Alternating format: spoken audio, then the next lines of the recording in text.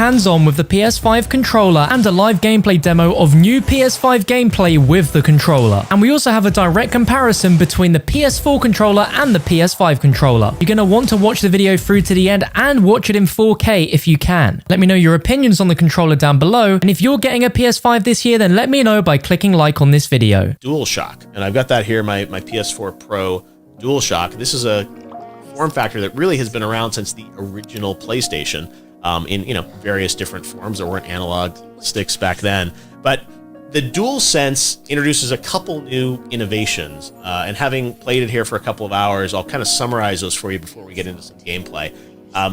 The big things that I've noticed are the adaptive triggers, the L2 and R2. So outside of the game environment, you just kind of pull these down like any controller, but when you're in a game, there's actually the possibility to create tension points or haptics inside of these adaptive triggers.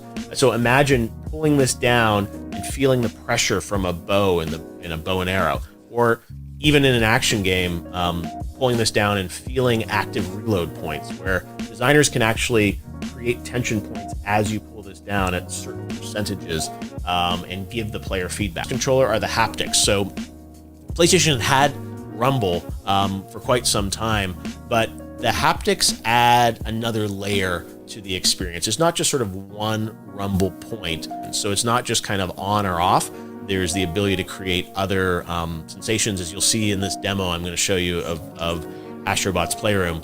You'll see what ice feels like, what sand feels like, and different surfaces. The other thing that I've noticed is that the speaker in the DualSense, it feels like it has much more range than the PlayStation 4 speaker, and it often directly ties into what's happening with the haptic